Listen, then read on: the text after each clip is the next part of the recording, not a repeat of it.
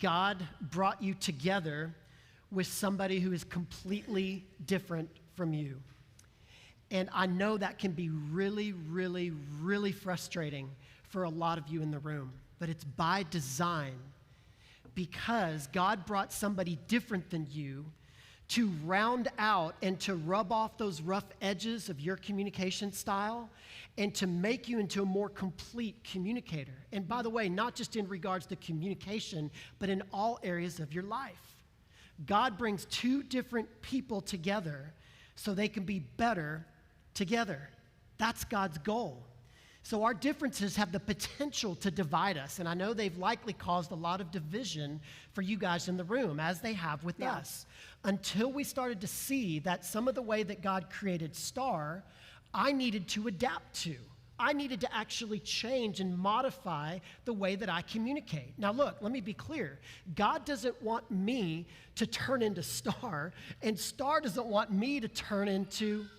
God doesn't want you to turn into me. Right. I mean, that's not the goal. But like, for example, the introvert and the extrovert, there are good qualities of both. Again, an introvert's not more right than an extrovert, and an extrovert's not more right than an introvert. And yet, there are negative qualities of each. Star mentioned it briefly earlier, that if it was up to her, we'd be on a date night on Thursday night, at a party on Friday night, family gathering on Saturday, and then we'd be looking for somebody to have lunch with at church after Sunday.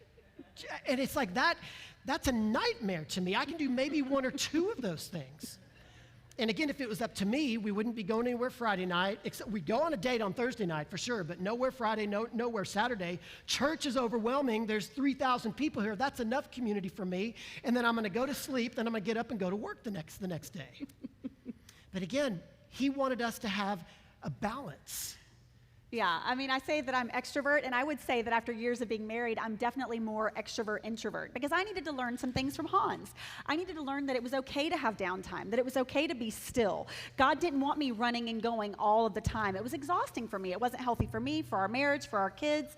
And so I have had to learn what it looks like to just slow down and be a little bit introverted. Enjoy that alone time. And being married to Hans has helped me to see that and really appreciate that side of my personality. So we've all got differences. And on this next page, how you respond to your different communication styles will either make or break your relationship. Yeah. And I believe there's 4 keys to not just responding to your communication styles, but all of your differences. And it's this. Number 1, you have to be aware of your differences. Again, not just in communication, but in this context, be aware of how you're different in the way that you communicate with your spouse. Number 2, you have to go past awareness and you have to accept those differences. You have to actually be able to look your spouse in the eye and not just acknowledge that they're different, but actually move towards and accept that their way is not wrong and your way is not better than theirs. We have to accept those differences. And number 3, we have to go one step further, and that's actually appreciate those differences.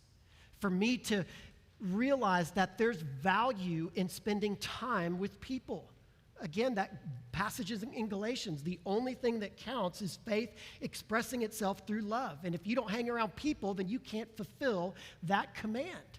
So I had to learn and go outside of my comfort zone to actually spend time with people. So I needed to appreciate that. And number 4, and this is the money, this is the payoff, we need to adapt. Yeah. We need to adapt to each other's differences. And that's where things start to get good. It's not going to be easy. It's going to take sacrificial service of your spouse, but know that God has put your spouse in your life to be a mirror, to help you see things that you can't see, that you need to see, that need to change. And he's also given you your spouse not just to be a mirror, but to be a means of conforming you to become more Christ-like. Let me say one more thing here. That's really the goal here. Right. God created all of us different, and yet me becoming more extroverted is becoming more Christ-like. Her becoming more introverted is becoming more Christ-like.